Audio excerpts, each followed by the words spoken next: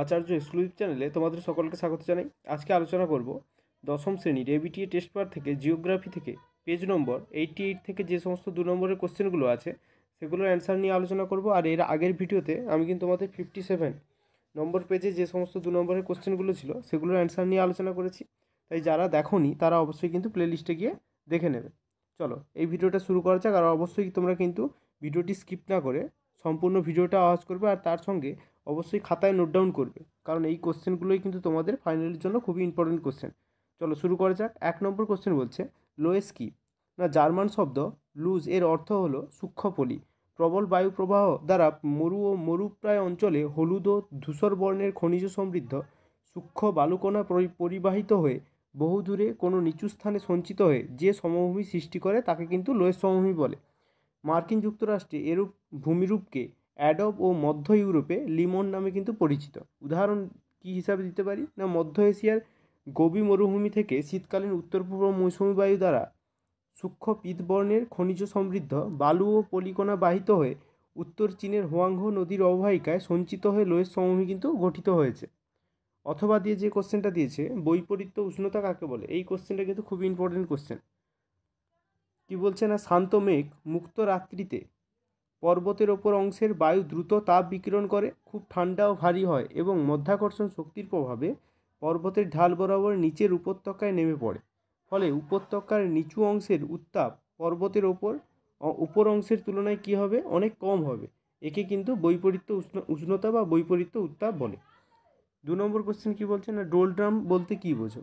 না, ডোলড্রামস কথার অর্থ হলো শান্ত অবস্থা। নিরক্ষীয় নিম্নচাপ বলয়ে বায়ুর উষ্ণ ও হালকা হয়ে সোজা উপরে উঠে যায়। এর ফলে ভূপৃষ্ঠের সমান্তরালে কোনো বায়ু পরিবাহিত হয় না বা বায়ু প্রবাহিত হয় না। ফলে কী হবে না, শান্ত ভাব বিরাজ করে। প্রাচীনকালে এই অঞ্চলের উপর দিয়ে জাহাজ চালানোর সময় সেগুলি প্রায় থেমে যেত। তাই নাবিকরা এই অঞ্চলের নাম করেন ডোলড্রামস, যার অর্থ হলো শান্তা অবস্থা বা শান্ত অবস্থা। অথবা দিয়ে যে কোশ্চেনটা দিয়েছে এটাও কিন্তু খুব ইম্পর্টেন্ট কোশ্চেন, শৈবাল সাগর কাকে বলে? অ্যান্সারটা দেখে না। না, শৈবাল সাগর সাধারণত মহাসাগরের মধ্যভাগের স্রোতহীন শৈবাল বা আগাছা ভরা শান্ত অংশকে কিন্তু শৈবাল সাগর বা সারগোসা সি বলে। এই শৈবাল সাগরেরই আর এক নাম কিন্তু সারগোসা সি। উদাহরণ হিসাবে কি বলছে না, আটলান্টিক মহাসাগর পশ্চিমে উপসাগরীয় স্রোত, উত্তরে উত্তর আটলান্টিক স্রোত, পূর্বে ক্যানারি স্রোত এবং দক্ষিণে উত্তর নিরক্ষীয় স্রোতের মধ্যবর্তী অংশে কিন্তু উত্তর আটলান্টিক মহাসাগরে একটি বিশাল আয়তকার এলাকা জুড়ে একটি জলাবর্ত বা ঘূর্ণ স্রোতের সৃষ্টি হয়েছে। কয়েক হাজার বর্গ কিলোমিটার বিস্তৃত এই জলাবর্তের মধ্যাংশ স্রোতহীন মানে স্রোতবিহীন, এখানে স্থির অবস্থা বিরাজ করে, অর্থাৎ মাঝখানে জলের কোনো প্রবাহ থাকে না। ফলে ওই স্রোতবিহীন অঞ্চলে নানা রকম আগাছা, শৈবাল ও জলজ উদ্ভিদ জন্মায়। এজন্য ওই অংশের নাম কিন্তু শৈবাল সাগর। 3 নম্বর কোশ্চেন, মোস্ট ইম্পর্টেন্ট কোশ্চেন এই কোশ্চেনটা আগের সেটেও ছিল। স্ক্রাবার কি?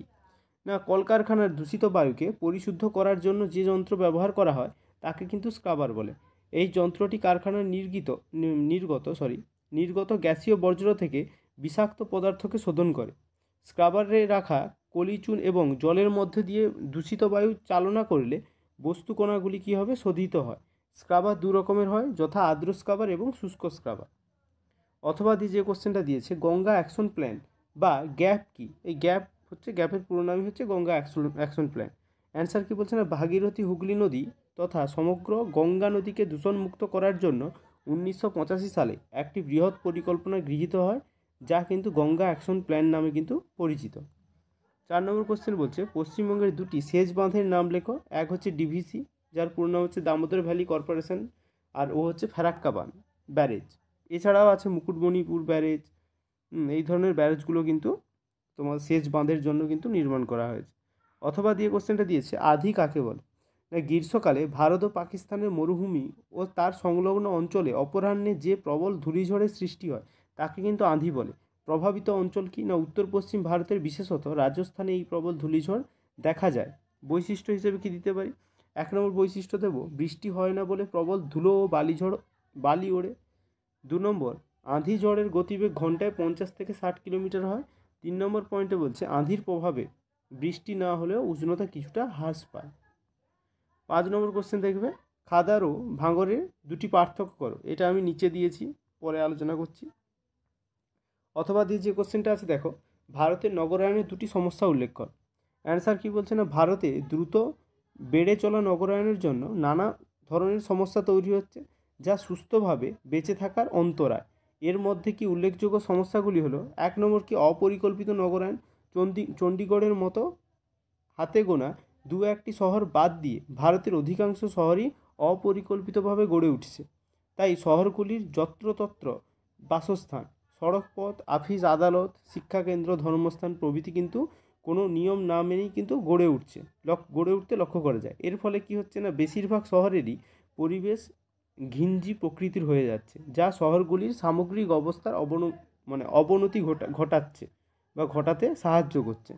2 নম্বর কি বলছে না, মানুষের শহরমুখী প্রবণতা। শহর এবং গ্রামের উন্নয়নের পার্থক্যের জন্য ভারতে গ্রাম থেকে শহরে আসার প্রবণতা খুব বেশি। গ্রামের তুলনায় শহর নগরে উন্নত জীবনযাত্রার সুবিধা, কর্মসংস্থান ও উন্নত পরিষেবার সুযোগ থাকার কারণে গ্রামের বহু মানুষই কি উচ্চ আকাঙ্ক্ষী হয়। তারা কি চায়, তারা চায় হচ্ছে শহরমুখী হতে। কিন্তু এই সব মানুষদের বেশিরভাগই অর্থনৈতিকভাবে দুর্বল এবং অদক্ষ বলে শহরগুলিতে বেকারত্ব, বাসস্থানের সমস্যা, বস্তির উদ্ভব, নানাবিধ উন্নয়নের পার্থক্যের জন্য ভারতে কি গ্রাম থেকে শহরে আসার প্রবণতা খুব বেশি হয়। গ্রামের তুলনায় শহর নগরের উন্নত জীবনযাত্রার সুবিধা, কর্মসংস্থান ওই একই জিনিসই আছে, ওইটা একটু দেখে নেবে।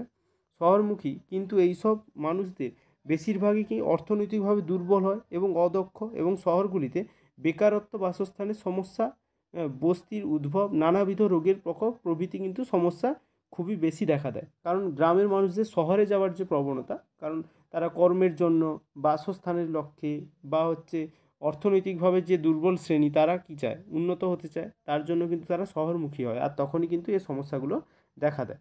3 নম্বর পয়েন্ট কি বলছে, দুটো দিলেই হবে, আমি 3টে আলোচনা করেছি। 3 নম্বর পয়েন্টে বলছে পরিকাঠামোর অভাব।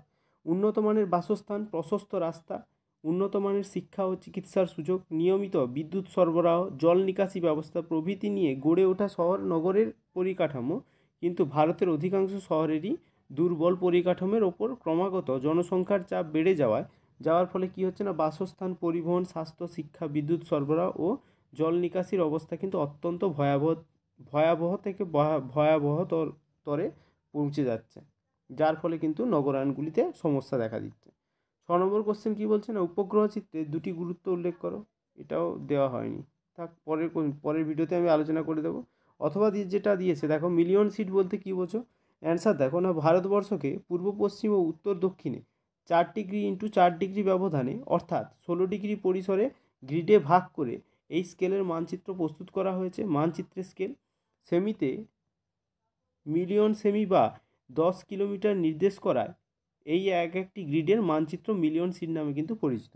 এবার তোমার ভাঙার ও খাদার যে পার্থক্যটা ছিল সেটা দেখে নাও। অবশ্যই এই কোশ্চেনগুলো তোমরা খাতায় নোট ডাউন করে পড়তে থাকবে, কারণ এগুলোই কিন্তু কমন কোশ্চেন। দেখো বিষয় কি বলছে, 1 নম্বর বলছে পরিচিতি। ভাঙারে কি না, উচ্চ গঙ্গা সমভূমি প্রাচীন পলিগঠিত অঞ্চল ভাঙার নামে পরিচিত। আর খাদার কি বলছে না, উচ্চ গঙ্গা সমভূমি নবীন পলিগঠিত যে সমভূমি সেটা কিন্তু খাদার নামে পরিচিত।